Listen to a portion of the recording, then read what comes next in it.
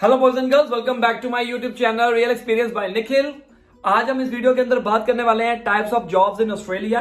काफी तरह की जॉब्स होती हैं जैसे कि part time, full time, casual, permanent, contractual. सभी के मन में ये क्वेश्चन होगा कि किस में ज्यादा पैसा है और किस में ज्यादा बेनिफिट है। तो आज इस वीडियो के अंदर सारा क्लियर होने वाला है कि जब आप ऑस्ट्रेलिया आओगे तो आपको क्या करना है, किस में ज्यादा बेनिफिट है और किस में ज्यादा पैसा है। ये हम सारा डिस्कस करेंगे एज पर माय एक्सपीरियंस। तो गाइस, परमानेंट, फुल टाइम, ये सारे जॉब प्रायोरिटी के ऊपर होते हैं कि आपकी कौन सी जॉब है। किसी के अंदर परमानेंट अच्छा होता है, किसी के अंदर पार्ट टाइम अच्छा होता है। एक एग्जांपल लेते हैं। इंडिया में हम परमानेंट जॉब को सबसे बेहतर मानते हैं। हमें कोई निकाल नहीं सकता, चाहे वो सरकारी जॉब हो चाहे वो परमानेंट जॉब हो। किसी कॉलेज के अंदर, किसी कंपनी के अंदर जब आप परमानेंट हो जाओगे ना इंडिया में, तो आप कहोगे यार अब मुझे कोई निकाल सकता, टेंशन फ्री, हमारी जॉब सिक्योरिटी हो चुकी है। लेकिन यहां पर ऐसा नहीं है। यहां पर परमानेंट लोग नहीं करते हैं ज्यादातर। कुछ लोग कुछ करते हैं, कुछ नहीं करते हैं। अगर आप किसी प्रोफेशनल फील्ड में जाते हो, जैसे आईटी की फील्ड में चले जाते हो, उस केस में अगर आपको अच्छा पैकेज मिलता है तो आप कर सकते हो। अगर मैं बात करता हूं न्यू कमर्स की, स्टूडेंट्स की, या लोग पीआर लेकर जो आ रहे हैं, उनके शुरू के टाइम के ऊपर इनिशियल डेज में आपको जरूरी नहीं है कि जिसकी आप पीआर लेकर आ रहे हो, अगर आप आईटी के एक्सपर्ट हो तो आपको आईटी में ही जाकर जॉब मिल जाए। आपको ये भी करना पड़ सकता है, डिश वॉशिंग का काम, फैक्ट्री में काम करना पड़ सकता है, कार वॉशिंग करनी पड़ सकती है, आपको पिज्जा डिलीवर करने पड़ सकते हैं, उबर चलानी पड़ सकती है। लेकिन अगर आप किसी के अंडर काम करते हो, किसी फैक्ट्री में, तो आपको कौन सी जॉब अच्छी रहेगी? तो सबसे पहले हम बात करते हैं पार्ट टाइम की। जो लोग इंटरनेशनल स्टूडेंट्स हैं या पीआर बेसिस के ऊपर आ रहे हैं, देखो पीआर बेसिस के ऊपर आ रहे हैं उनको तो वर्किंग आवर्स का कोई दिक्कत ही नहीं है। अब बात करते हैं इंटरनेशनल स्टूडेंट्स की। इंटरनेशनल स्टूडेंट्स के पास सिर्फ 20 आवर्स होते हैं एक हफ्ते में, और वो 20 आवर्स करने के लिए अलग अलग जहां पर जॉब अप्लाई करते हैं। अगर तो आपको एक ही जगह के ऊपर काम मिल जाए 4 घंटे की शिफ्ट के ऊपर, 4 घंटे की शिफ्ट मतलब पार्ट टाइम के ऊपर, ये पार्ट टाइम है जब आपको कम काम मिलेगा, ठीक है। तो आप 5 दिन काम करके 20 घंटे पूरा करो, दैट्स इट।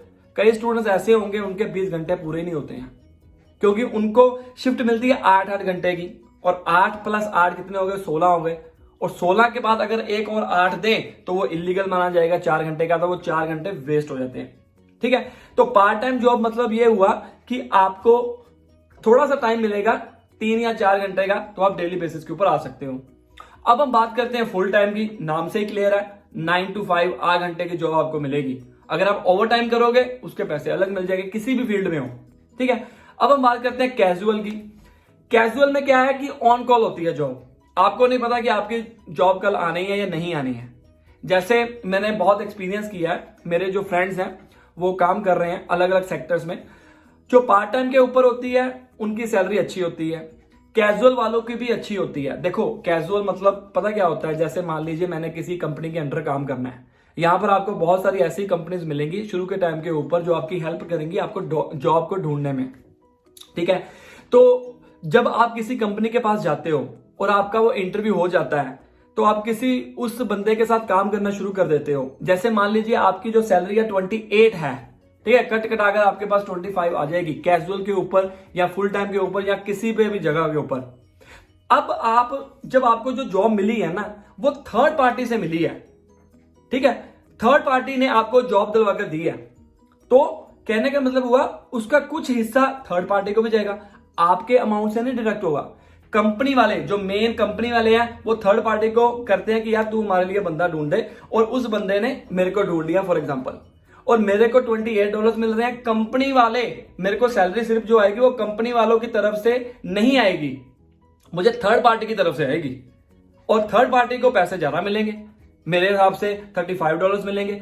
उसको एक वर्कर के ऊपर बिना काम किए $7 का बेनिफिट हो रहा है। ये मैंने जस्ट एग्जांपल दी है। और अगर आप देखो अभी आप कैजुअल हो, थर्ड पार्टी से आए हो, फिर आपने 3 या 4 महीने या 6 महीने के बाद जब कंपनी को पता लगने लग गया कि यार ये बंदा काम करने वाला है, इसके अंदर फ्लेक्सिबिलिटी है, ठीक है, तो वो कंपनी वाले आपको कहेंगे कि तू हमारे अंदर आ जा। थर्ड पार्टी को छोड़ के वो आपको ऑफर दे सकते हैं, तो उस केस में आपकी सैलरी बढ़ेगी। ऑब्वियस ही बात है, पहले आपकी सैलरी थर्ड पार्टी से होकर आ रही थी, अब आपको डायरेक्ट मिलेगी, अब आपकी सैलरी 32 हो जाएगी। फिर आपको थोड़ी देर बाद ऑफर देंगे कि आप परमानेंट हो जाओ। जब परमानेंट हो जाओगे ना, तब आपकी सैलरी कम हो जाएगी। क्यों? क्योंकि इस केस में अगर आप परमानेंट नहीं हो तो अगर आप छुट्टियां करते हो तो आपको पैसे नहीं मिलेंगे उसके, पर उस केस में सैलरी ज्यादा मिलेगी। और अगर आप परमानेंट हो जाते हो उस केस में आपकी सैलरी कम हो जाएगी और 1-1.5 महीने की आपको छुट्टियां मिल जाएंगी, शनि आदिवार छुट्टी मिल जाएगी, और वो आपके ऊपर बर्डन नहीं रहेगा कि आपने कोई काम करना है या नहीं करना है। मैं बात कर रहा हूं, बहुत सारे सेक्टर्स ऐसे हैं शुरू के टाइम के ऊपर आपको कहीं पर भी काम करना पड़ सकता है, ठीक है। तो यहां पर इसलिए लोग परमानेंट नहीं होते हैं क्योंकि उनको नहीं पता है कि उन्होंने 2 महीने काम करना है या 4 महीने काम करना है, और वो ये देखते हैं कि यार जितनी देर तक मैं परमानेंट हो जाऊंगा मेरी सैलरी कम हो जाएगी। प्रेजेंट का देखिए, बहुत से ऐसे लोग हैं जो यहां पर परमानेंट जॉब नहीं लेते हैं क्योंकि उनको पता है कि यार मैंने कल को कोई और काम करने लग जाना है। आप आज इस सेक्टर में ऊबर चला रहे हो, कल आप फैक्ट्री में चले जाओगे, अगर आप फैक्ट्री में चले जाओगे कल को आप किसी और सेक्टर में जा सकते हो, ठीक है। ये ग्राउंड लेवल के मैं बात कर रहा हूं, ठीक है। तो अगर आप प्रोफेशनल लाइन में चले जाते हैं, पर्टिकुलर अकाउंटिंग में चले जाते हैं, IT में चले जाते हैं, उसमें अगर आपको परमानेंट जॉब मिलती है तो आपके लिए बेनिफिट हो सकता है। अगर हम बात करें कि कॉन्ट्रैक्चुअल की, जो कॉन्ट्रैक्ट होता है 6 महीने का, उसके अंदर सैलरी ज्यादा होती है।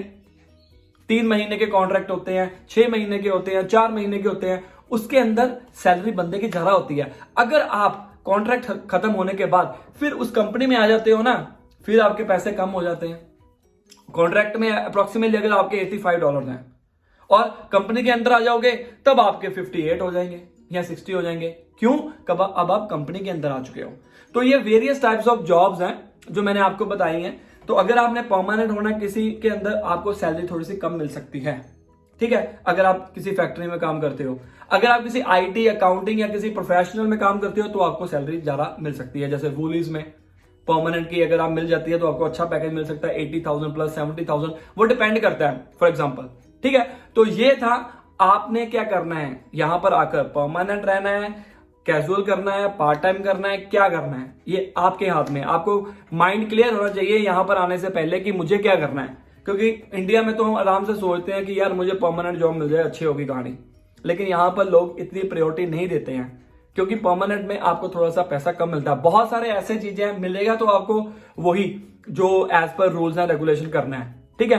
तो ज्यादातर लोग TFN के ऊपर काम करते हैं, ABN के ऊपर काम करते हैं। ये 2 ही होते हैं। ABN मतलब आप अपना बिजनेस कर रहे हो, ऑस्ट्रेलियन बिजनेस नंबर। TFN मतलब आप किसी के अंडर काम कर रहे हो। फॉर एग्जाम्पल मैं जॉब लेने गया, ठीक है, तो वो बंदा कहेगा कि यार आप ABN के ऊपर पैसे ले सकते हो। देखो ABN में ना सुपर नहीं बनना पड़ता ऑनर को, और TFN में सुपर भी बनना पड़ता है, टैक्स भी वही देता है। अगर आप ABN के ऊपर पैसे लेते हो तो टैक्स आपको भरना पड़ेगा, बात तो वही आ गई। अगर आप TFN के ऊपर पैसे लेते हो टैक्स कट कर आपको आ जाएगा।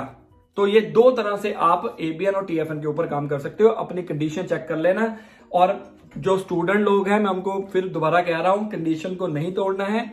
कुछ स्टडीज में उनके पार्टनर भी फुल टाइम वर्क काम कर सकते हैं और खुद भी बंदा प्राइमरी कैंडिडेट कर सकता है, ठीक है। कुछ स्टडीज में आपको सिर्फ 20 आवर्स अ वीक काम मिलेगा। छुट्टियां जब हो जाएंगी तब बात अलग है, तब आप फुल टाइम के ऊपर आ जाओगे।